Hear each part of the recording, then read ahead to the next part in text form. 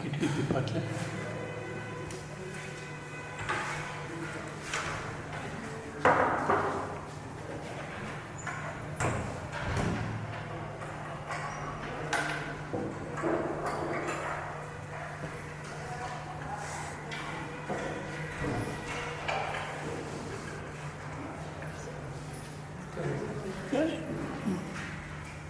కుడిచేపు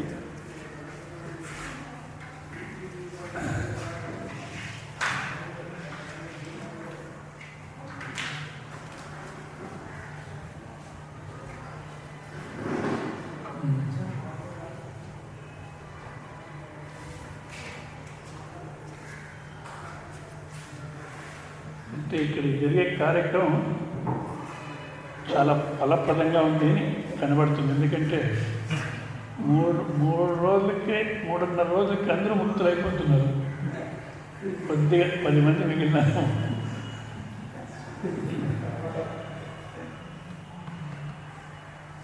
మనిషి బాగా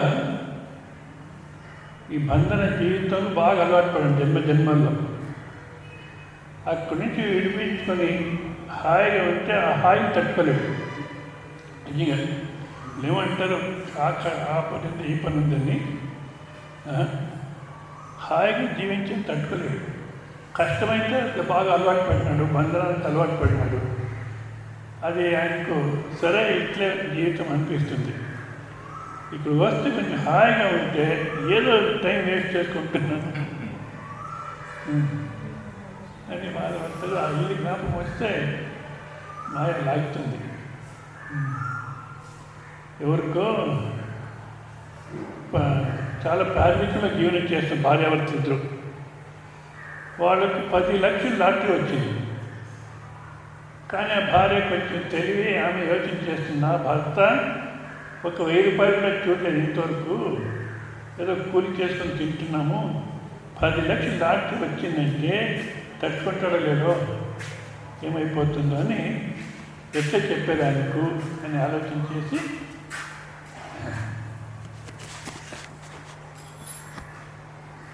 సరే ఒక పాదరి దగ్గర పోయిందంట చర్చిలో.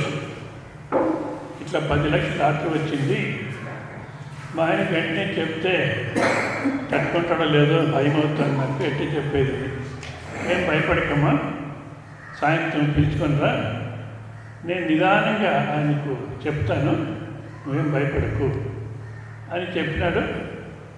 సరే యోచన చేసినాడు, 10 లక్షలు అంటే హార్ట్ ఫెయిల్ అవుతుందేమో, మెల్లిగా 1 లక్ష అని, మళ్ళీ 10 రోజులు అయిన తర్వాత ఇంకో 1 లక్ష అని ఇట్లా మెల్లిగా చెప్తామని ఆలోచన చేసినాడు. ఆ రోజు సాయంత్రం వస్తే మరి అది ఇది ఏదో విచారంతో మాట్లాడి నీకు 1 లక్ష రూపాయలు లాటరీ వచ్చింది అన్నాడు. ఆయన అవునా, అయితే నీకు 50,000 ఇస్తానన్నాడు.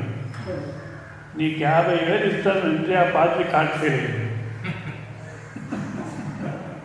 ఎందుకు, ఆయన కూడా 50,000 ఎప్పుడు చూడలే. అందుకే వినపడలేదా, అర్థమైందా?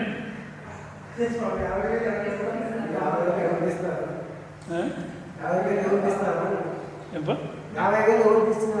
50,000 పార్టీ చెప్పినాడు, నీకు 1 లక్ష రూపాయలు ఆర్టీ వచ్చిందా అని, 50,000 నీకు ఇస్తానన్నాడు. నాకు 1 లక్ష రూపాయలు వచ్చిందంటే మీకు 50,000 ఇచ్చేస్తానంటే ఆ పార్టీ హార్ట్ ఫెయిల్ అయింది. ఎందుకు, ఆయన కూడా ఎప్పుడు 50,000 చూడకపోవు. అంటే మనం సుఖాన్ని తట్టుకోలేము, కష్టము బంధనం అలవాటు అయిపోయింది. అందుకే ఇటువంటి చోటుకు వస్తే కొంచెం హాయిగా ఉంటుంది. ఎందుకంటే ఉదయం లేచి మార్కెట్కి పోయి తెచ్చుకొని వండుకునేది ఏమి ఉండదు, కొంచెం హాయిగా ఉంటుంది. కానీ ఆ హాయి తట్టుకోలేదు. అందుకే ఏదో చోటు ఏదో కారణం చెప్పకపోతుంటారు, కానీ ఏం చేయలేదు. అసలు ఉన్న వాళ్ళలో ఈరోజు పురాణం జరగాలి, వాళ్ళు లేరు, మనకు పురాణాలు చెప్పే అలవాటు లేదు. ఏదైనా ప్రశ్నలు ఉంటే ప్రశ్నోత్తరం గురించి చేస్తామన్నారు. సందేహాలు ఉంటే చెప్పండి, దాని గురించి మాట్లాడదాము. లేదంటే ఇంకా పురాణాల గురించి ఏదైనా కొంచెం విచారం చేసుకుందాం అంతే. చెప్పండి సందేహాలు.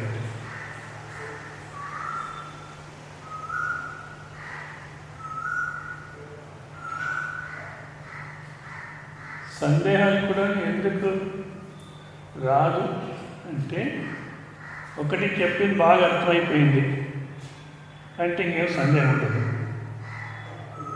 లేదా అర్థం కాలేదు అన్న సందేహం రాదు. సో మధ్య మధ్యలో ఏదో కొంచెం అర్థమైంది, సాధనా భావం, కానీ అట్లా సాధన చేయలేము, ఫలానా ఇది అడ్డు వస్తుంది, ఎట్లా అడ్డు తప్పించుకొని ఎట్లా సాధన చేయాలి అని ఇటువంటివి రావాలి. అది ఎప్పుడు సాధన చేయాలి అనుకున్నప్పుడు చేసే ప్రయత్నం చేసినప్పుడు అట్లా సందేహాలు వచ్చేది. దానికి ఏం ప్రయత్నం చేయదు. ఇక సిద్ధాంతం గురించి స్పష్టంగా తెలుసు నేనే బ్రహ్మాన్ని, ఇంకా దాంట్లో ఏం సందేహం.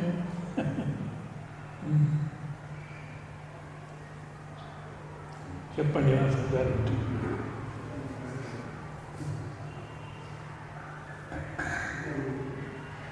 మధ్యాహ్నం ఆ స్వామీజీ చెప్పారు కదా, సచ్చిదానందగిరి రంగేష్, మీరే ఆ స్వరూపము. ఇప్పుడు మీకు మోక్షం కావాలన్నా అవసరం లేదు. ఇట్లే అదే వాళ్ళ ఆశ్రమంలోనే ఇంటి ముందు ఒక అమ్మాయి ఉంది. ఆ అమ్మాయి కొంచెం శ్రవణం చేసి ప్రవచనం చెప్పడం మొదలుపెట్టింది. సో అందరితోనూ ప్రవచనం చెప్పే సమయంలో నేను బ్రహ్మస్వరూపము, నేను బ్రహ్మస్వరూపము అని అట్లా కంఠస్థం చేయించేది. చెప్పండి అందరూ నేను పరబ్రహ్మస్వరూపము అంటే అందరూ చెప్పాలి నేను పరబ్రహ్మస్వరూపము అని. సరే నన్ను ప్రవచనం చేయమన్నారు. నేను అన్నాను ఇది పద్ధతి కాదు, ఇట్లా కంఠస్థం చేసి చెప్తే అర్థమైందని కాదు అంటే కొంతమంది ఒప్పుకోలేదు. ఎందుకు చెప్తానంటే అట్లా నేను బ్రహ్మ అనుకుంటే సరిపోలేదు.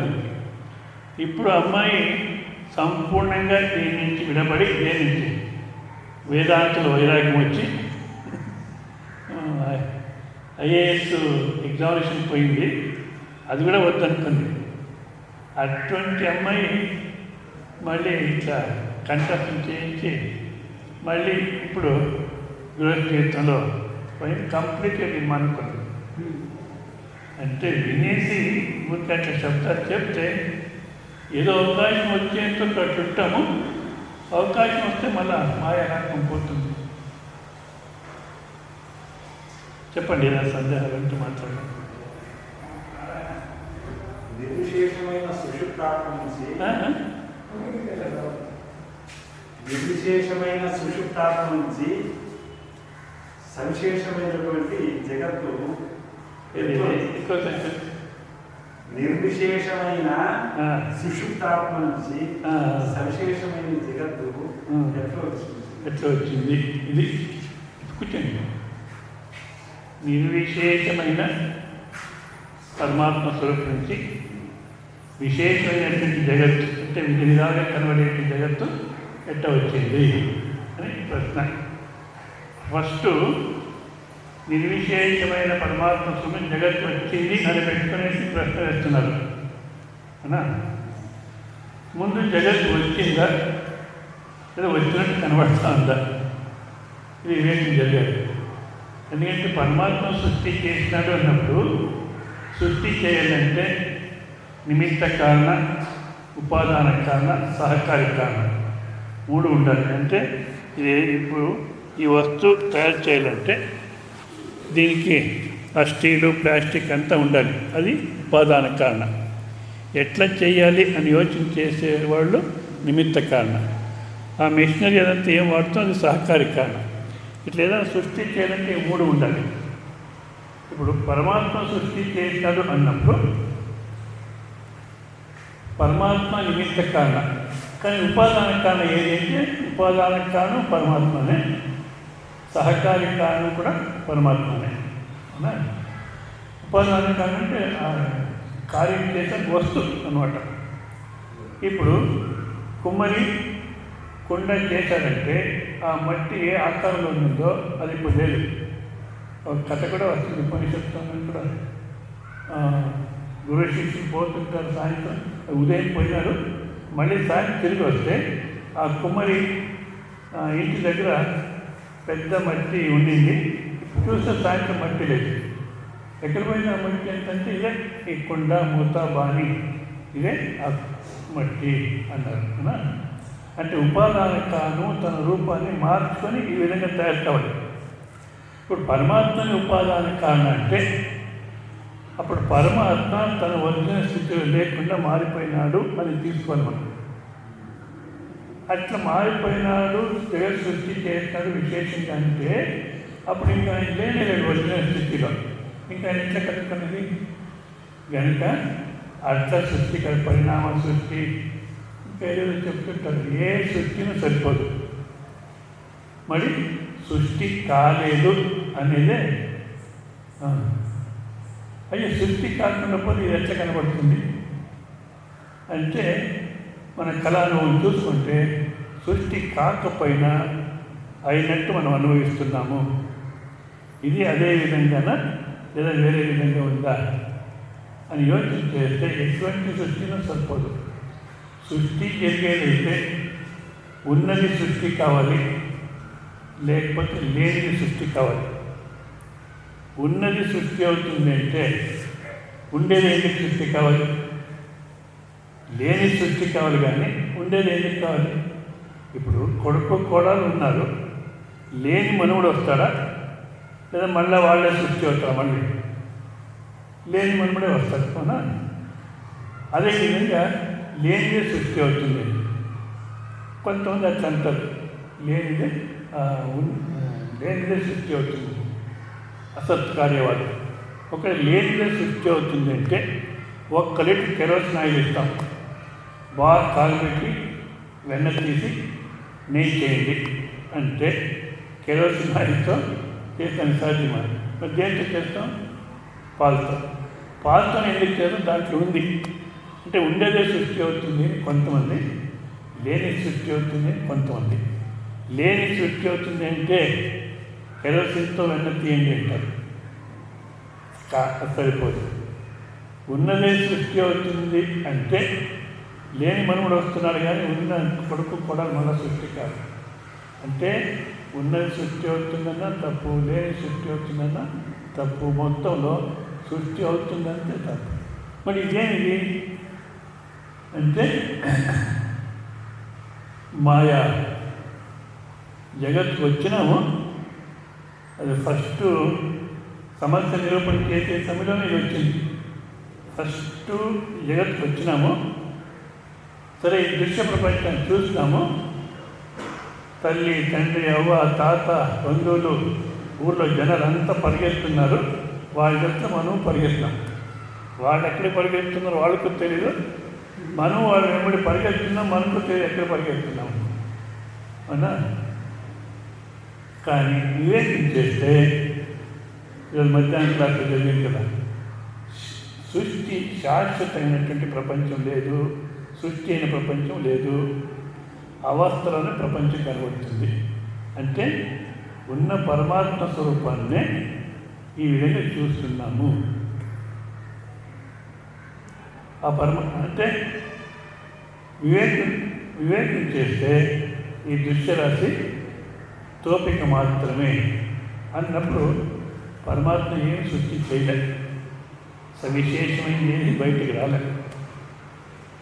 ఉన్న ఎడారిని నీళ్ళు అనుకున్నాం, అదేవిధంగా ఉన్న పరమాత్మ స్వరూపాన్ని కేಳಿ రామని పరమాత్మ స్వరూపాన్ని ప్రపంచం అనుకుంటున్నాం భ్రమ. వివేకం చేస్తే ఈ విధంగా లేదు తెలుస్తుంది అంతే. శృతి కూడాను సృష్టి అనేది ఏకత్వ ప్రతిపాదన కోసం ఉపాయం. సో అవతారాయ నాస్తి భేదక పరిచయం అంటారు. నువ్వు సృష్టి అయ్యింది అని మనం పెట్టుకున్నాం కనుక దాన్ని ఒప్పుకొని మళ్ళీ ఎటువంటి సృష్టి అని నిరూపణ చేసి వాస్తవిక సృష్టి కాలేదు. అందుకే సృష్టిలో కూడాను ఒక చోట సృష్టి అయ్యింది ఏంటి, ఆత్మన ఆకాశ సంభూత ఆకాశవాయువాయుని మరొక చోట అజాయమానో బహుదా విజాయితే ఏ సృష్టి కాకపోయినా అయినట్టు కనబడుతోంది అంటుంది. ఎట్టు సాధ్యం అంటే అప్పుడు అవస్థాత్రయ శక్తి దీంట్లో ఆ వాస్తవమైన సృష్టి లేదు అంటారు.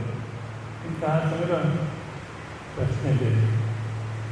ఇంకా అయింది అని పెట్టుకొని దాన్నే అదే విధంగానే అర్థం చేసుకునేటువంటి వాళ్ళకు ఇదే దృష్టాంతం చెప్తుంటారు. ఇప్పుడు పేడలో జడమైన పేడ దాంట్లో పురుగులు తయారైతుంది. అట్లా తయారైంది అని కూడా చెప్తుంటారు. అది జగత్ సృష్టి అయ్యింది అని ప్రతిపాదించే సమయంలో అట్లా చెప్తుంటారు. కానీ అట్లా ఏ జగత్తు సృష్టి కానీ తోపిక మాత్రం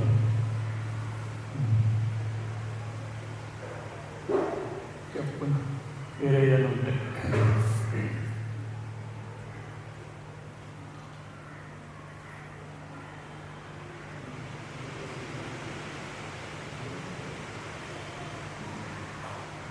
చెప్పండి, ఇక్కడే చెప్పండి, పర్వాలేదు.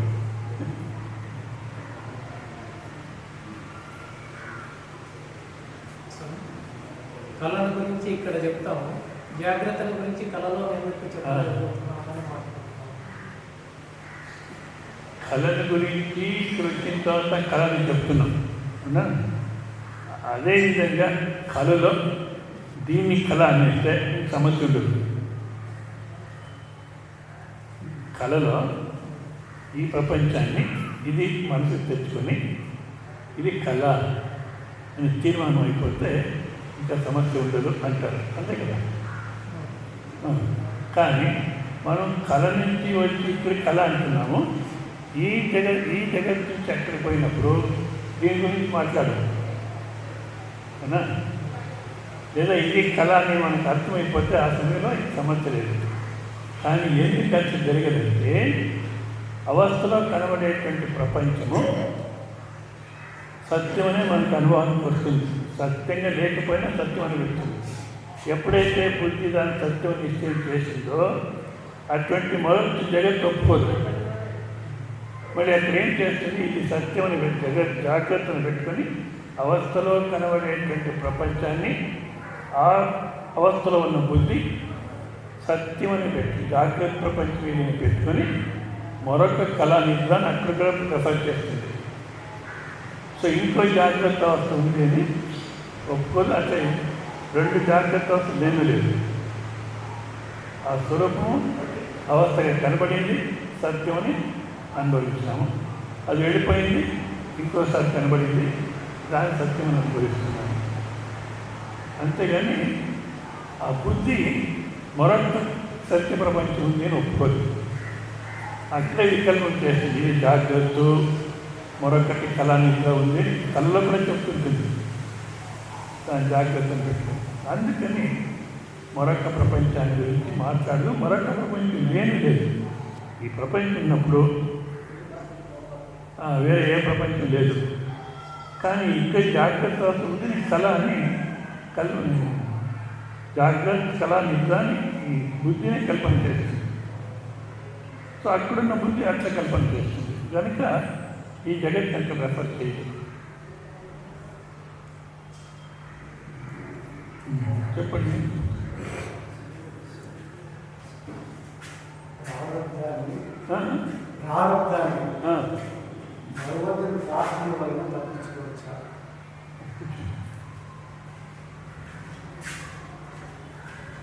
ప్రారంభాన్ని పరమాత్మని ప్రార్థన వల్ల పరమాత్మతో భక్తితో మనం తప్పించుకోవచ్చా అని.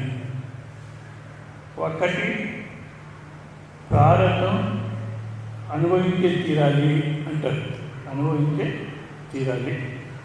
శరీరం ఏ అనుభవించడానికి కోసం వచ్చిందో దాన్ని అనుభవించాలి అని.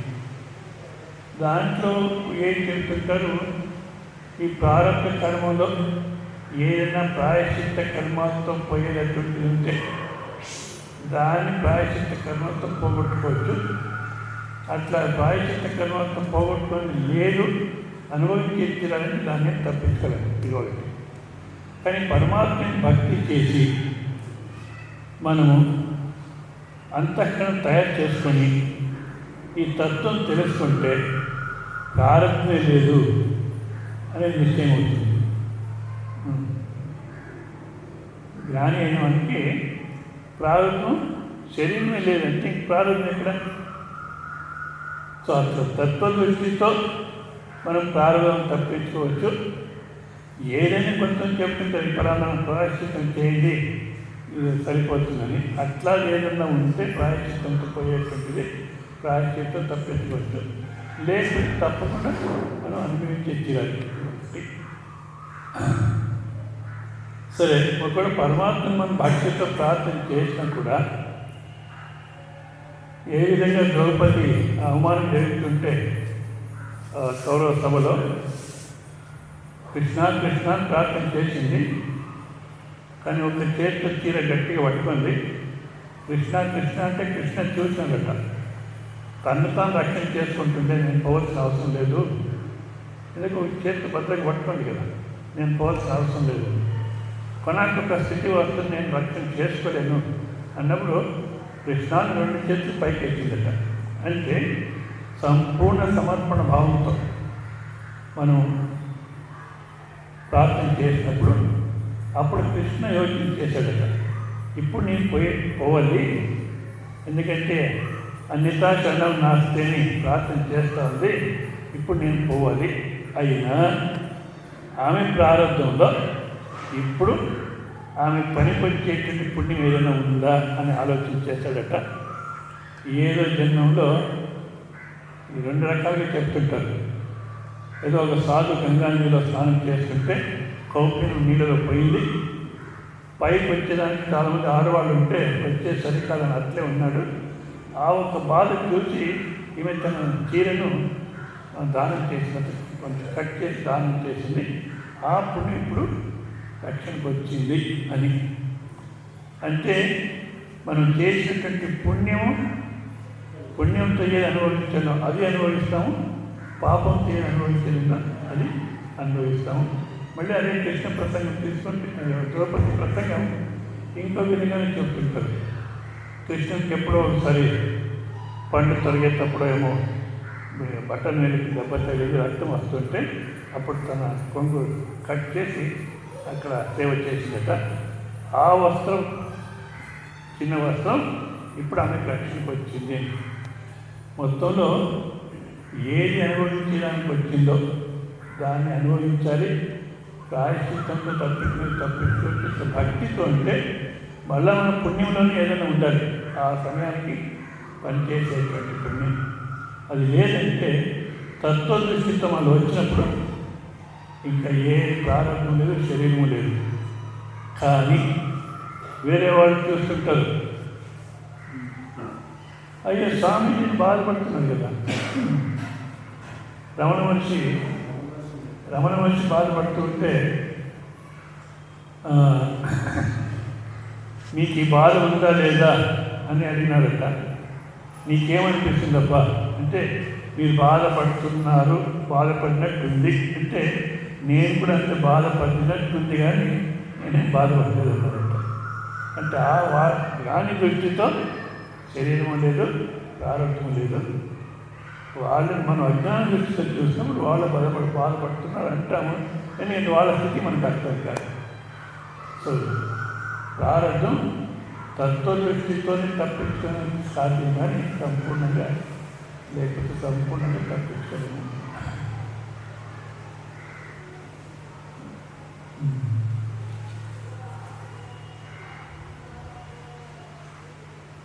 చెప్పండి, ఇంకేమైనా ఉంటాయి?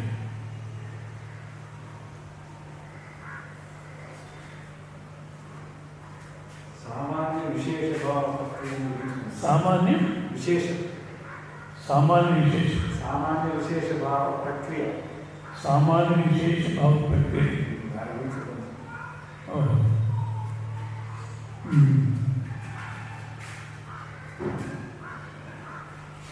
ನೀವು ವಿವರಣೆ ಮಾಡ್ತೀರಾ?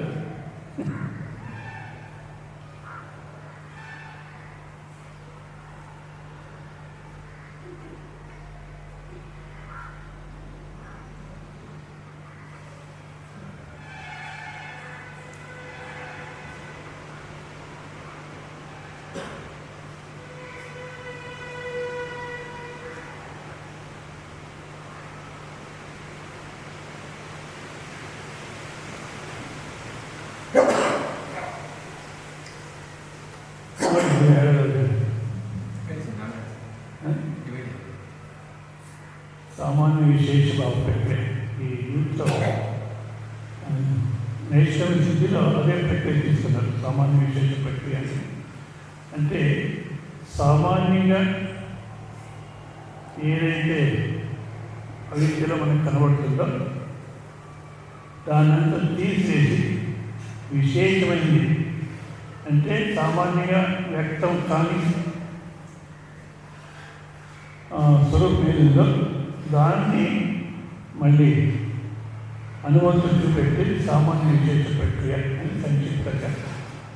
సో చాలా వివరించాలంటే మళ్ళీ నేను క్లేశాపని నైష్కర్మ స్థితి అనుకుంటున్నాను.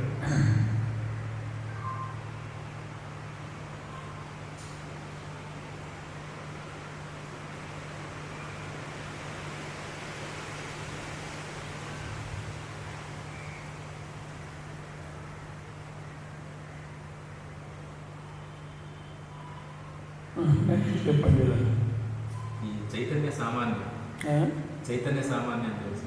చైతన్య సామాన్యం అది గుర్తుసక్కే ఆ ప్రక్రియ. ಚೈತನ್ಯ ಸಾಮಾನ್ಯ ಅದನ್ನು ಗುರುತಿಸಕ್ಕೆ ಇದು ಉಪಾಯ ವಿಶೇಷ ಅಂತಲ್ಲ. ಎಲ್ಲ ವೃತ್ತಿಗಳು ವಿಶೇಷಗಳು, ಎಲ್ಲ ವೃತ್ತಿಗಳೆಲ್ಲ ಇದೆಯಲ್ಲ ಅವೆಲ್ಲ ವಿಶೇಷ. ಆ ವೃತ್ತಿಗಳಿಗೆ ಅದು ಸಾಮಾನ್ಯ. ನಮ್ಮ ಯಾವ ಚಿತ್ರೂಪ ಇದೆಯೋ ಅದು ಸಾಮಾನ್ಯ. మనస్సులో అనేక విధమైన వృత్తులు వస్తున్నాయి మనకు. ఆ వృత్తి మనం స్వతంత్రం అనుకుంటున్నాం. సామాన్యంగా ఎవరైతే శాస్త్ర శ్రవణం చేయరో, ఈ విచారానికి రారో, మనసులో తలంపులు వస్తుంటాయి అనుకుంటాం స్వతంత్రంగా. కానీ ఆ తలంపులు వేరువేరుగా మనకు కనబడిన అవునా. ఇప్పుడు నేను దుఃఖి అంటాం. ఈ నేను దుఃఖి అనేటువంటి తలంపు వచ్చింది, మళ్ళీ నేను సుఖి అనే తలంపు వస్తుంది అవునా. ఈ సుఖి దుఃఖి అనేటువంటి తలంపు ఇది మామూలుగా వస్తుంది, మనసు లక్ష్యం అనుకుంటాము. కానీ సుఖి దుఃఖి అనే విశేషం ఉన్నా కూడా అది ఈ స్వతంత్రంగా వచ్చిందని లేదు. ఆ ఒక్కటి అంతఃకరణానికి సాక్షిగా ఉన్న చైతన్యం ఉందో ఆ చైతన్య స్వరూపంతోనే వస్తూ ఉంది. సో విశేషంగా కనపడిన ఒక్కొక్క వృత్తి విశేషంగా కనపడిన ఆ చైతన్యం అనేది సామాన్యం అని అట్లా వివరణ చేస్తుంది.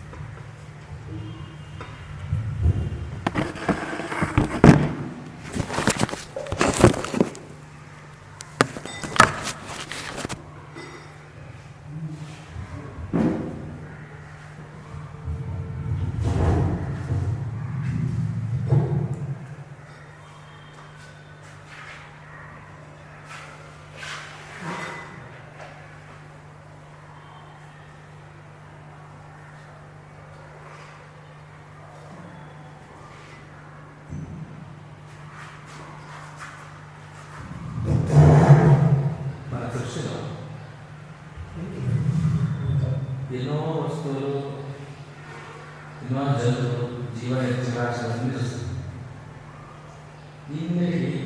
ఇవన్నీ కార్యాలు అది కారణం, అవన్నీ కార్యాలు అవి కారణం. ఈ కార్యకారణ ప్రక్రియ వస్తు దృష్టితో, అంటే వస్తువు యొక్క ఉనికి దృష్టితో సాగుతుంది. అయితే ఈ సామాన్య విశేష ప్రక్రియ మనలో వృత్తులు ఉన్నాయి.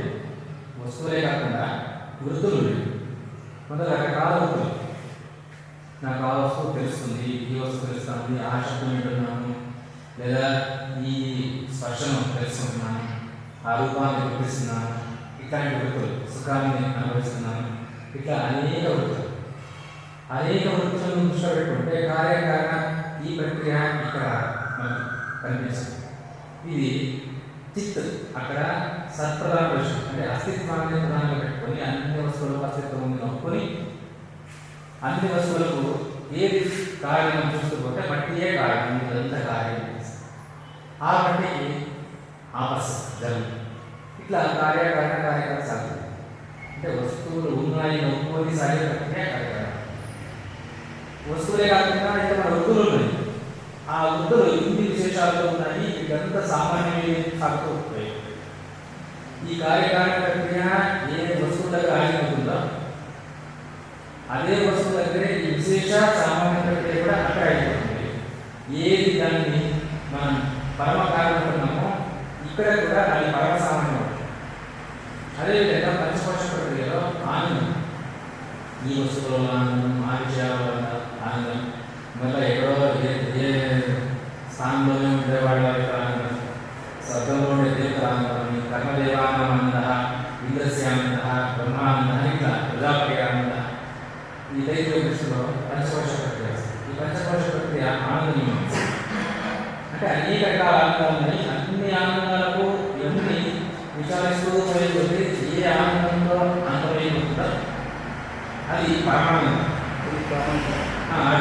ఏది సామాన్యమైనది చైతన్యం దృష్టితో కొనసాగేది, ఆనంద దృష్టితో కొనసాగేది పంచకోశ.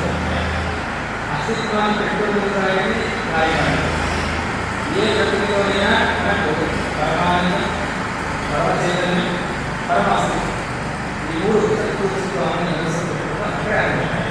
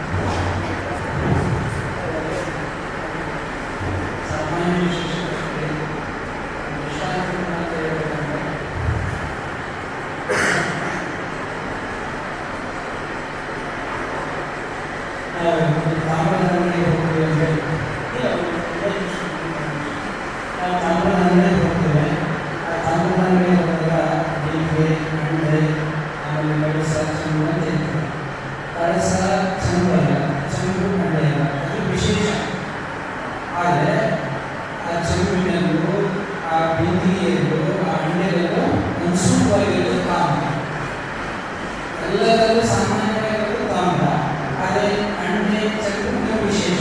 ಚಕ್ರ ಅಂಡೆ ಇಲ್ಲ, ಅಂಡೆ ಸಿಗುವುದಿಲ್ಲ. ಇದು ವಿಶೇಷ. ಇದು ಇದನ್ನೇ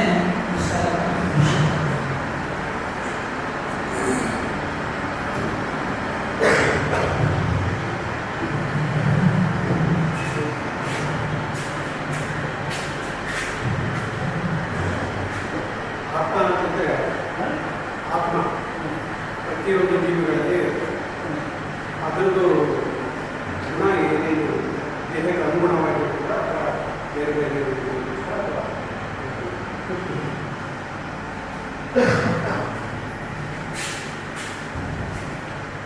ಆತ್ಮ ಪ್ರತ್ಯೇಕ ಜೀವನದಲ್ಲಿ ಇರುತ್ತೆ. ಆತ್ಮ ಪ್ರತ್ಯೇಕ ಜೀವನ ಅಂತಲ್ಲ, ಆ ಆತ್ಮಗಳು ಪ್ರತ್ಯೇಕ ಜೀವನ ಆತ್ಮಗಳು ఆయా శరీరం ఆయా జీవి అనుసరించే గుణాలు ఉంటాయి. లేదా ఏ గుణాలు ఉంటాయి? ఇదే ప్రశ్న. తెలుగు వద్ద తెలుగు ప్రశ్న చెప్తాను. ఎలా జీవులలో ఆత్మనష్టం చేస్తే ఆ జీవి గుణ లక్ష్యం అనుసరించి ఆత్మ రక్షణ యుద్ధం ಮತ್ತೆ ಏನು ರಕ್ಷಣೆ ಇರುತ್ತೆ కదా. ಎಲ್ಲ ప్రత్యేక జీవిలో ఉన్నటువంటి ఆత్మస్వరూపం ఆ జీవత్వానికి ఏమాత్రం అనుకోలేదు. ఎడారి నీరుగా కనబడుతుంది, ఎండమారుగా కనబడుతుంది.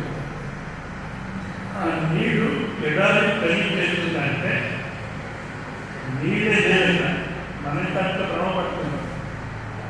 అదేవిధంగా ఆత్మస్వరూపమే ఈ జీవి శరీరం ఈ విధంగా తోలిక మాత్రం. అది కారణ ಇದರ ರಕ್ಷಣೆಗಳು ಏನು ಅಂತಲ್ಲ. ಯಾವ ಲಕ್ಷಣ ಇಲ್ಲ ಆತ್ಮಕ್ಕೆ, ಯಾವ ಶರೀರ ಲಕ್ಷಣ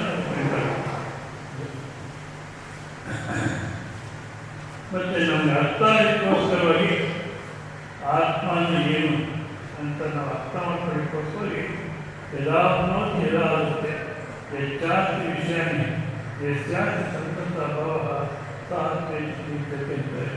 ಯದಾಪ್ನೋತಿ ಯಾವೆಲ್ಲವೂ ವ್ಯಾಪಿಸ್ಕೊಂಡಿದೆಯೋ ಎಲ್ಲವೂ ಇದೆ ಅನ್ನೋದೇ ಭ್ರಮೆ ಅಲ್ಲ. ಸೊ ಎಲ್ಲವೂ ಆತ್ಮಸ್ವರೂಪ ಉದ್ದೇಶ ಮಾಡೋದಕ್ಕೋಸ್ಕರ ಎಲ್ಲವನ್ನು ವ್ಯಾಪಿಸ್ಕೊಂಡಿದೆ ಅಂತಾರೆ. ಯಾವುದೆಲ್ಲವನ್ನು ಯದಾಪ್ನೋತಿ ಯದಾದತ್ತೆ ಯಾವುದೆಲ್ಲವೂ ತಗೊಂಡು ಇಟ್ಕೊಳ್ತೀವೋ ಯದಾಪ್ನೋತಿ ಯದಾದತ್ತೆ ಯಶಾಸ್ತಿ ಯಾವುದು ಸಾನ್ನಿಧ್ಯದಲ್ಲಿ ನಾವು ಎಲ್ಲ ವಿಷಯ ಅನುಭವಿಸ್ತಾ ಇದ್ವೋ ಆ ಆತ್ಮ ಎಲ್ಲ ಅನುಭವಿಸುತ್ತಂದಿಲ್ಲ, ಅದು ಸಾನ್ನಿಧ್ಯದಲ್ಲಿ ಎಲ್ಲ ನಡೀತಾ ಇದೆ. ಯಸ್ಯಾಸ್ತಿ ಸಂತತ ಭಾವ ಯಾವುದು ಇರುವಿಕೆ ಅಂತಕ್ಕಂಥದ್ದು ಏನು ಉಳಿಗಿ మార్పు లేకుండా సతతంగా ఉండవు. మార్పు చేయడం తన ఉనికి పోగొట్టుకోదు. అటువంటి ఉనికి పోగొట్టుకుంటే అది ఆత్మ అంటారు. అదే మన ఆత్మ అనే ఎటువంటిది అఖండతో అర్థం చేసుకున్నది మాత్రమే, కానీ దానికే లక్షణం లేవు. నిర్వికారం. సో ఈ జీవితం కల్పితం ఇంకా దీని లక్షణాలు దాన్ని కలుపుకోదు. సో నేను సుఖి నేను దుఃఖించడం నిజంగా సుఖిని కాదు దుఃఖిని కాదు, ఆనందమే. మనకి అది తెలియకుండా ఈ ఒక గుణాన్ని ఆ స్వరూపమే ఆరోపణ చేస్తుంది.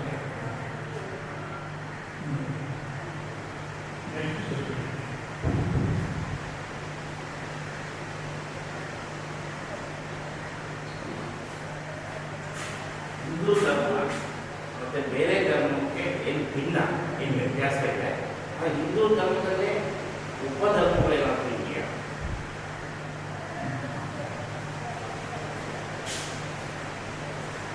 ಹಿಂದೂ ಧರ್ಮ ಅಂತ ಯಾವ್ದು ಕರೀತಾರೆ ಅಂದರೆ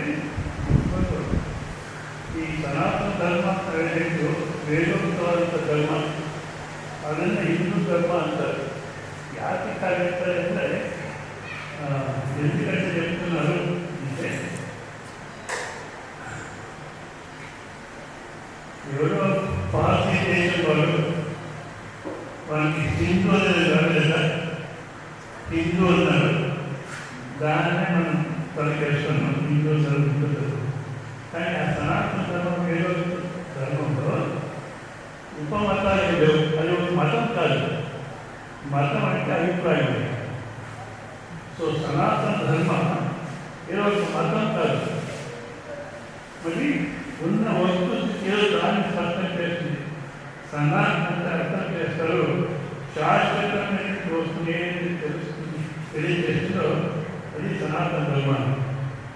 సో దాంట్లో ఉపమతాలు లేవు. కానీ ఈ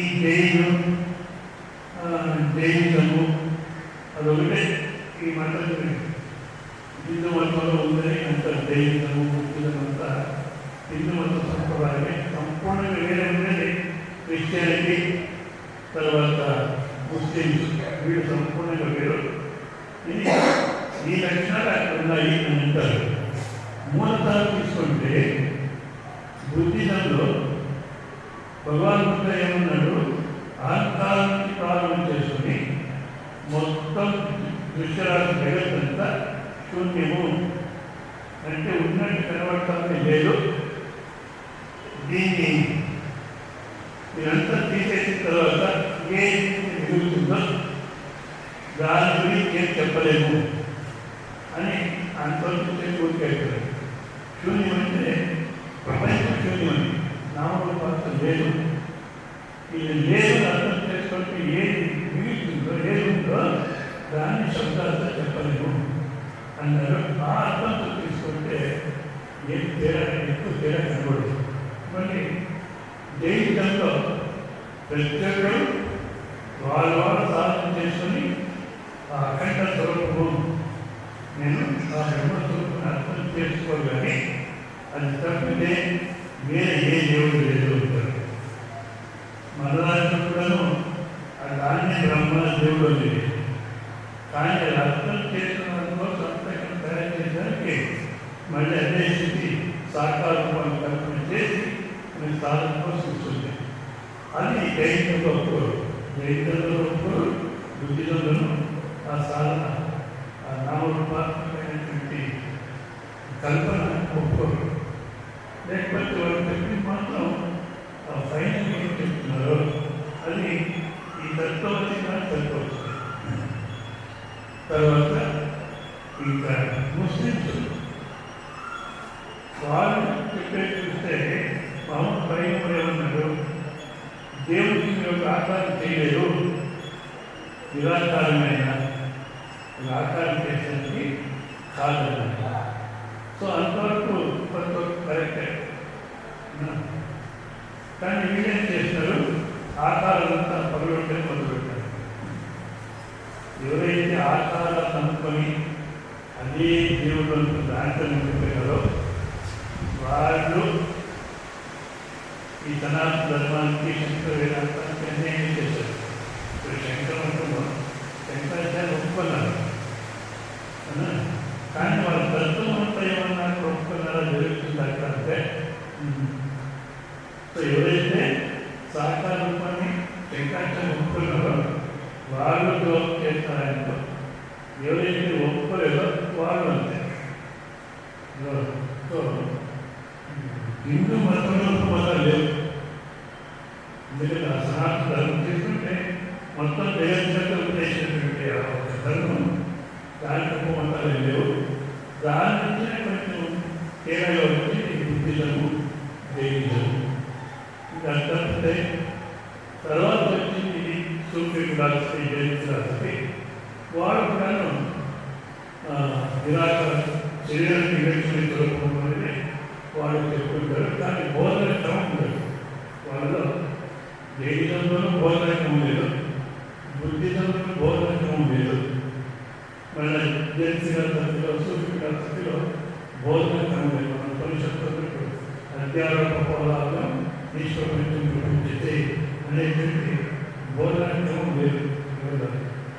కానీ హిందూజంలో ఒక లేదు. మళ్ళీ మతానికి అభిప్రాయం ఇక్కడ అభిప్రాయం గురించి చెప్పడం లేదు. వస్తుస్థితి, ఇది వస్తుస్థితిని ఆ ఉన్నదాన్ని చెప్తున్నారు. అది ఎవరు అభిప్రాయం చదువుతున్న పరిస్థితి. సో హిందూజంలో మతం లేదు.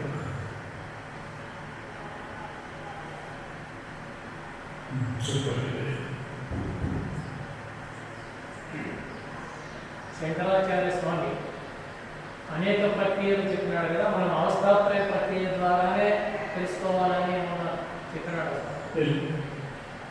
ప్రక్రియ శృతిలో ఉంది. శృతిలో ఉంది. తర్వాత దానికి అవస్థాత్రయ ప్రక్రియ, పంచకోశం, సామాన్య విశేష ప్రక్రియ, వృత్తి చేయలేము, ఇటు ఉప ప్రక్రియలు కూడా ఉన్నాయి. కానీ దాంట్లో శంకరాచార్య కూడా అవస్థాత్రయంతోనే తెలుసుకోవాలి అని చెప్పారు. సరే, సత్యాన్ని సరస్వతి కూడా అదే ప్రక్రియకి వేరే ప్రక్రియ అర్థం చెప్పలేదు.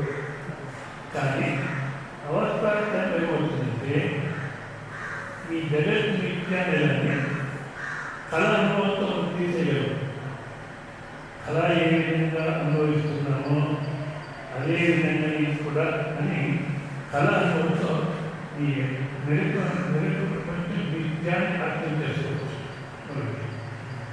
ఆ నిద్ర అనుభవంతో నేను శరీర ఇంద్రియ బుద్ధి మనసు అహంకారం ఇవంతా వదులుకొని దులుపుకొని ఉండగలదు కనుక ఇది నేను కాదు అనేది కొంచెం అర్థం చేయడానికి చాలా సులభంగా ఉంటుంది. అంతే ఇదే ప్రక్రియనే అర్థం లేదు. పంచకోశ వేగము ప్రక్రియను అర్థమవుతుంది. కానీ దీంట్లో చాలా స్పష్టంగా మనం సులభంగా అవసరం.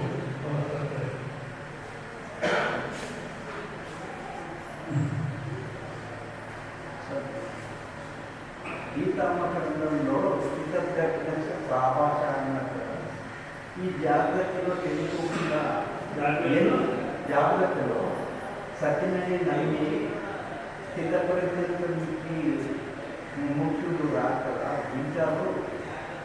మనం దాన్ని మార్పు చేసుకోకుండా అలాగే ఉంటున్నారు కదా. సాధన చతుష్ట సంపన్నులు కావాలంటే మనం ఏం సాధన చేయాలని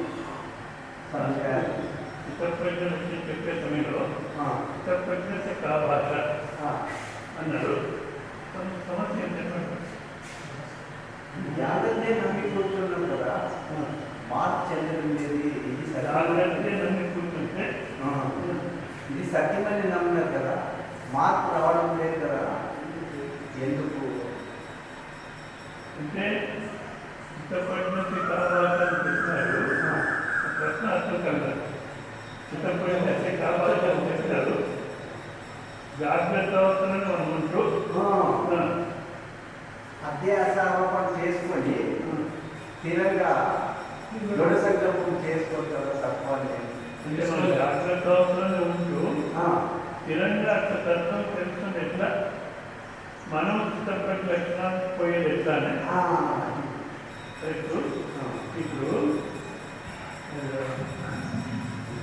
చిత్తప్రజ్ఞ అంటే ఎవరైతే తన స్వస్వరూపం మిగిలిపోయినారో చిత్తప్రజ్ఞ అంటారు.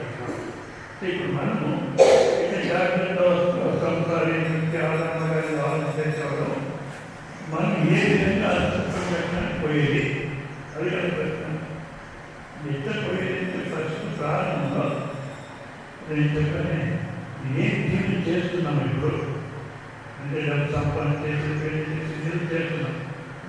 ఇదే కార్యక్రమ జీవితం దీనికి ఉన్నటువంటి జీవనం ఉంది అనేటువంటి ఆత్మస్వరూపం కలిసి అనేది అర్థం చేసుకోవాలి. దీనికి మాత్రమే కాదు జీవితం.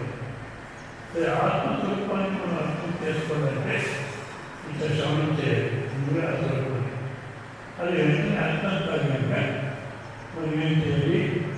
ఇది యోగం కర్మయోగ సాధన, భక్తి, తర్వాత నామరూప అభ్యాసం ఇవంతా చేసి అంతఃకరణ తయారు చేసుకుని తర్వాత శ్రవణం చేస్తే ఈ జాగ్రత్తలో ఉన్నటువంటి నువ్వు ఏ విధంగా అయితే కనబడుతుంది, ఏ విధంగా అనుకున్నావో ఇది నువ్వు కాదు. ఎందుకంటే నీకు తీసేసిన తర్వాత కూడా కథలో ఉంటున్నావు. మరొక శరీరం మరొక విధంగా సరే అది కూడా తీసేస్తే ఇంత అన్నట్టు ఏ వ్యక్తిత్వం లేకుండా ఏ శరీరం లేకుండా ఉంటున్నాం. దీంట్లో ఈ మూడు అనుభవాలు జాగ్రత్త, కళ, నిద్ర. దీంట్లో నువ్వేది అంటే జాగ్రత్త ఏ విధంగా కూడా దాన్ని తీసేస్తున్నాం, కళలో ఏ విధంగా కూడా అవి తీసేస్తున్నాం. ఆ నిద్ర నిద్ర ఏముందో దాన్ని కూడా తీసేస్తుంది సాధ్యం కాదు. కనుక ఈ రెండు అవసరం కలిసిపోతుంది. అదే నువ్వు అని చెప్పినప్పుడు మనం అర్థం చేసుకుంటే మనం అర్థప్రజ్ఞలు మిగిలిపోతాం. అట్లా శరీరం కూడా పోగొట్టుకుంటే అది పోగొట్టుకుంటే దాంట్లో మిగిలిపోతాం.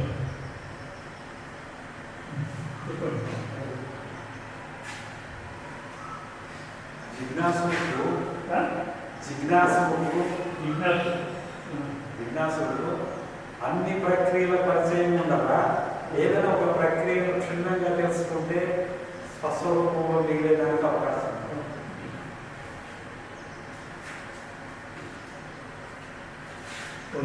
జిజ్ఞాసుకు ప్రక్రియ పరిచయంలో వస్తున్నారు. ఆ గురి చెప్పే సమయంలో ఏ ప్రక్రియ చెప్తున్నారో అది ఆయన చెప్తుంటాడు. ఆయన చెప్పే రీతిగా మనం లోపల చూసుకోకపోతే అర్థమైపోతుంది. అవునా? తర్వాత ఆయన చెప్పి ప్రక్రియలో అర్థమైన ప్రక్రియ అర్థం కాకపోయినా ఎట్లా ఆ స్వరూపంలో పోయి ఎగుమని పడిపోతే చాలు. ఇంకా ప్రక్రియ గురించి చెప్పవలసిన అవసరం లేదు. మళ్ళీ వేరే ప్రక్రియ అవసరం లేదు. ఒక్క ప్రక్రియ చాలు. కానీ మనకు అర్థం కాదు కనుక ఒక విధంగా చెప్తుంటారు.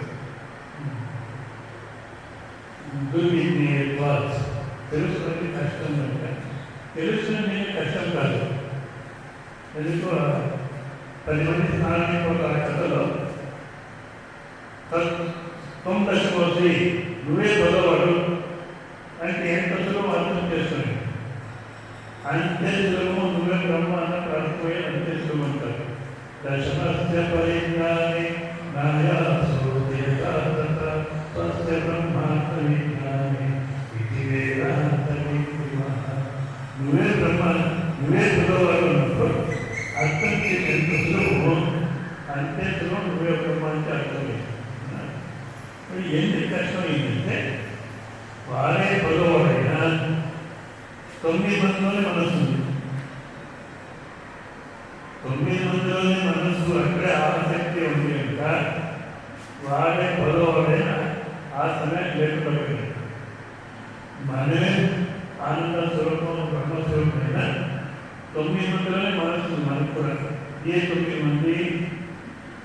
శబ్దము, స్పర్శము, రూపము, రసము, గంధము, ఈ 5 మనస్సు, బుద్ధి, చిత్త, అహంకారం. ఈ 9 మందిలోనే ఉన్నాం కనుక ఆ స్వరూపం ఉన్నాగా లేకపోయింది. ఇప్పుడు 9 నువ్వే పదవడున్నప్పుడు అర్థం చేసి ఎంత సులభమా అంటే 9 మంది నుంచి వెనక్కి తిరిగితే తానే. అదేవిధంగా మనసులే శబ్ద స్పర్శ రూపాల సేవ మనస్సు నుంచి చిత్త అహంకారం దీని నుంచి కొంచెం వెనక్కిపోతే అట్లా మిగిలిపోతుంది. అంత సులభం. కానీ కష్టం ఏంటంటే అదే ఈ 9 మంది మనస్సుది దాంట్లో వేరే వేరే ప్రక్రియ చూసుకొని ఒక్కొక్క ఉపనిషత్తు ఒక విధంగా ఉపదేశం చేస్తుంది. మనం ఏదైనా ఒక దానికి అర్థమైపోతే మళ్ళీ వేరే అవసరం లేదు. కానీ మనం ఏం చేస్తాం? అర్థం చేసుకోవడానికి ఎక్కువగా అదే అన్నీ చదువుకొని మళ్ళీ ప్రవచనంలో కీర్తి ప్రతిష్ట ఇంట్లో పోయేదానికి వేరే కావాలి. అర్థం చేసుకునేదానికి వదిలేచారు. అన్ని ప్రక్రియ ఏదో ఉదాహరణ ಈ ಅವಸ್ಥಾಂತರ ಪ್ರಕ್ರಿಯೆ ಇದು ಸಾಮಾನ್ಯರಿಗೆ ಜಾಸ್ತಿ ಉಪಯೋಗ ಆಗುತ್ತೆ. ಸಾಮಾನ್ಯರಿಗೆ ಜಾಸ್ತಿ ಉಪಯೋಗ ಆಗುತ್ತೆ. ಜಾಸ್ತಿ ಉಪಯೋಗ అవస్థాంతర ప్రక్రియ సామాన్యులకు ఎక్కువ ఉపయోగం ఉంటుంది. అంటే నేను చెప్పాను కదా, ఈ జాగ్రత్త సత్యత్వం తీసేయాలంటే కళ అనుభవంతో దీన్ని తీసేయచ్చు. మరి శరీరాంగ బుద్ధి మనసు ఆత్మీయమని లేకుండా నేను ఉండగలను అనేది అర్థం కావాలంటే ఆ నిద్రానుభవం చాలా సులభంగా అర్థమవుతుంది. మరి నేనే ఆనందము, ఆనందానికి మరొక అవసరం లేదు అని కూడా ఆ నిద్రానుభవం చాలా బాగా అనుభవానికి వస్తుంది. సో మీకు మానవీయమే వాళ్ళ మోక్షాయ మానవీయం ఉంటే చాలా మోక్షానికి వేరే అవసరం చేస్తారు. అంటే ఆ అవసరంలో జగత్తు నిత్యాన్ని నేనే సత్య స్వరూపాన్ని బాగా సులభంగా అర్థమవుతుంది. ಕಾರ್ಯಕಾರಣ ಪ್ರಕ್ರಿಯೆ ಕಾರ್ಯಕಾರಣ ಪ್ರಕ್ರಿಯೆ ಅದು ಪರಮ ಕಾರಣಕ್ಕೋಸ್ಕರ ಅಷ್ಟೇ. ಆದರೆ ಅದರಲ್ಲಿ ಅಸಂಗ, ಅದ್ವಿತೀಯ, ಸ್ವಯಂಜ್ಯೋತಿಷ್ಠ ಅದೆಲ್ಲ ದೋಷ. ನಾನು ಸ್ವಯಂಜ್ಯೋತಿ ಸ್ವರೂಪನಾಗಿದ್ದೀನಿ ಅಂತ ಕಾರ್ಯಕಾರಣ ಪ್ರಕ್ರಿಯೆ ಹೇಳಲ್ಲ. ಅದೇ ಅವಸ್ಥಾಂತರ ಪ್ರಕ್ರಿಯೆಯಲ್ಲಿ ನಮಗೆ ಆತ್ಮ ಲಕ್ಷಣ ಪೂರ್ತಿ ಗೊತ್ತಾಗುತ್ತೆ. అవస్థాంతరంలో మన స్వరూపంలో స్పష్టంగా సద్రూప, సద్రూప, ಆನಂದರೂಪ, ಅಸಂಗ, ಅದ್ವಿತೀಯ, ಸ್ವಯಂ ಜ್ಯೋತಿಸು ಇಷ್ಟನ್ನು ನಿಶ್ಚಯ ಆಗುತ್ತೆ. ಈ ಚಿಕ್ಕ ಚಿಕ್ಕ ಪ್ರಕ್ರಿಯೆಗಳಲ್ಲಿ ಅದು ಸ್ಪಷ್ಟತೆ ಇರುತ್ತೆ.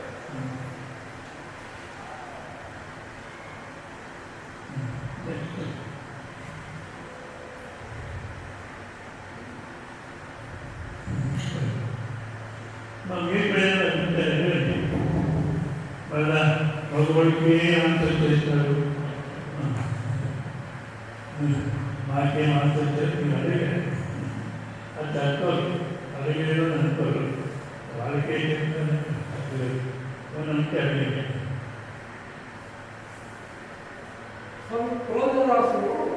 పురంధరదాసు గారు గానంతో ముందు దేవుడిని సాకారం ಪುರಂದರದಾಸರು ದಾನವಂತ ಪದ್ಯಗಳೆಲ್ಲ ಇದು ಮಾಡ್ಕೊಂಡು ಹೋಗಿದ್ದಾರೆ ಸ್ವಾಮಿ. ಪುರಂದರದಾಸರು ಪದ್ಯಗಳೆಲ್ಲ ಇದಾವಲ್ಲ, ಅವರು ತತ್ವಗಳು ಮಾಡಿದಾರಲ್ಲ. ತ್ಯಾಗರಾಜ ಸ್ವಾಮಿಗಳು ಸಾಕಾರ ರೂಪನೇ ಪೂಜೆ ಮಾಡಿದರು. ಅವರು ಆತ್ಮಸ್ವರೂಪಾನಿಗೆ ಅನುಗುಣವಾಗಿ ಆಯ್ತಲ್ಲ ಇಲ್ಲ? ಅಲ್ಲ, ಅವರು ಪುರಂದರ ವಿಠಲ ಪೂಜೆ ಮಾಡೋದು ಸಾಕಾರ ರೂಪ ಬೇಡ, ಈಗ ಆತ್ಮ ಅವರು ಸಾಕಾರ ಮತ್ತೆ ಆತ್ಮಸ್ವರೂಪ ಮಾಡ್ಬೋದು. ಅದಕ್ಕೆ ಅದು ಸರಿ ಬರುತ್ತೆ. ಅಂದ್ರೆ ಅವರಿಗೆ ಆತ್ಮಜ್ಞಾನ ಆಗಿಲ್ಲ ಅಂತ ಕೇಳ್ತಾರೆ. ಅವ್ರಿಗೆ ಆತ್ಮಜ್ಞಾನ ಆಗಿಲ್ಲ ಅಂತ ಕೇಳ್ತಾರೆ.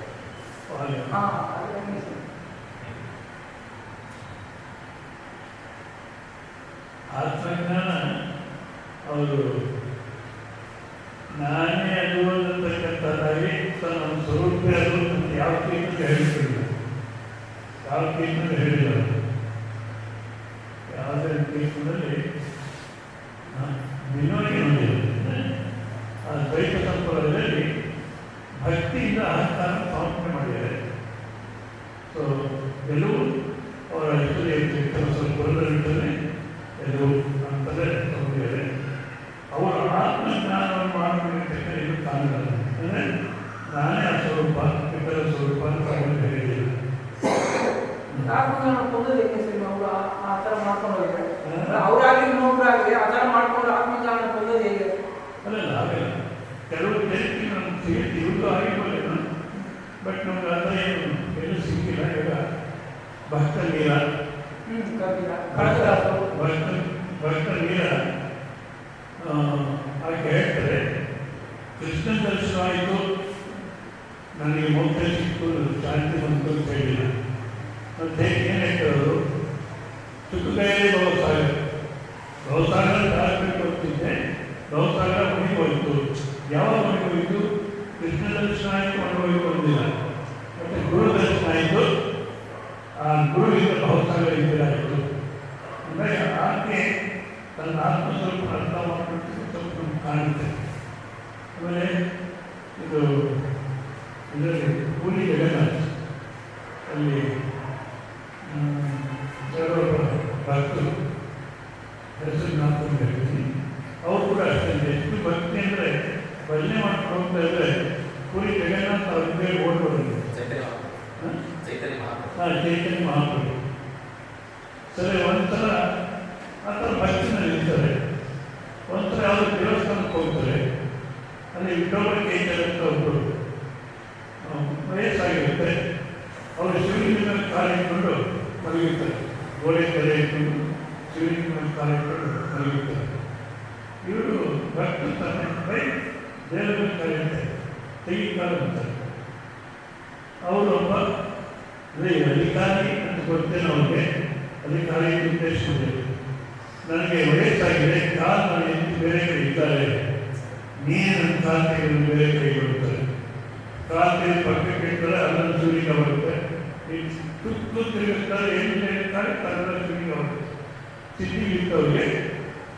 ಸೊ ಎಲ್ಲಿ ದೇವರಿಗೂ ಅಲ್ಲಿ ಬರ್ತಾರೆ, ಎಲ್ಲರೂ ದೇವರಿದ್ದೇವೆ. ಅವಾಗ ನನ್ನೇ ತಪ್ಪಾಯಿತು ಅಂತ ಕ್ಷಮೆ ಕೇಳಿ ಏನು ಹೇಳಿದ್ರೆ, ನೀನು ಪುರಿ ಜಗನ್ನಾಥನಿರ್ತಕ್ಕಂಥ ವಿಗ್ರಹವೇ ದೇವರು ಅಂದ್ಕೊಂಡಿದ್ಯಾ? ಅಲ್ಲ, ಪುರಿ ಜಗನ್ನಾಥ ಎಲ್ಲ ಕಡೆ ನಿನ್ನಲ್ಲೂ ಇದ್ದಾನೆ ಅಂದರೆ ಅವರು ದೇವಸ್ಥಾನ ತಗೊಂಡ್ಬಿಟ್ಟು ನನ್ನಲ್ಲೇ ಹೊರಗಡೆ ಪ್ರಯತ್ನ ಮಾಡ್ತಾರೆ. ಅವರು ಪುರಿ ಜಗನ್ನಾಥನೇ ಮನೆ ಬರ್ತಾರೆ ಅಂತಂದರೆ ಸಂಸ್ಕಾರ ಆಗ್ತಕ್ಕಂಥದ್ದು ಅಷ್ಟು ಬಲವಾಗಿರುತ್ತೆ. ಸುಮ್ಮನೆ ಹೋಗಲ್ಲ. ಬಂದರೆ ಇಲ್ಲ ನನ್ನಲ್ಲೇ ಇದ್ದೆ ಅಂತ ನೀನು ಇಲ್ಲೇ ನೋಡ್ಕೊಳ್ತೀನಿ ಅಂದ್ಬಿಟ್ಟು ಮತ್ತೆ ವಾಪಸ್ ಹೋಗ್ತಾನೆ. ಆವಾಗ ತಮ್ಮನ್ನೇ ಅನ್ವೇಷಣೆ ಮಾಡ್ಕೊಳ್ತಾರೆ, ಅವಾಗ ಆತ್ಮದರ್ಶನ ಮಾಡ್ತಾರೆ ಅಂತ ಕೆಲವು ಭಕ್ತಿ ತಕ್ಕರೆ ನಮ್ಗೆ ಗೊತ್ತಾಗುತ್ತೆ. ಪರಮಹಂಸರು, ರಾಮಕೃಷ್ಣ ಪರಮಹಂಸರು, ಮತ್ತು ಚೈತನ್ಯ ಮಹಾಪ್ರಭು, ಭಕ್ತ ಮೀರಾ, ಇವರಿಗೆಲ್ಲ ಗೊತ್ತಾಗುತ್ತೆ. ಬಟ್ ಪುರಂದಾಸದಲ್ಲಿ ಆ ಥರ ಆಗಿದ್ದು ಕಾಣಲಿಲ್ಲ. ಭಕ್ತರಾಗಿ ಉಳಿದರು.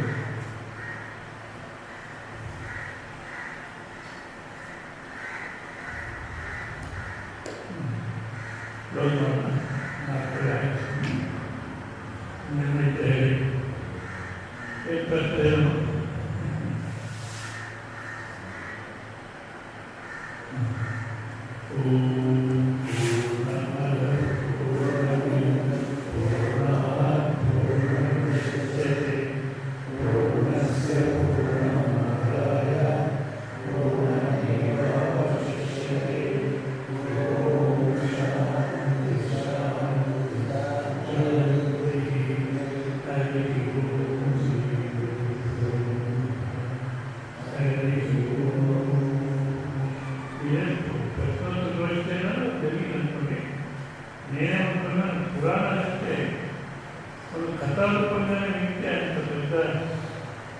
భావంతో కథలను ఉపయోగించడం కొంచెం అంతర్గతంగా ఉంటుంది.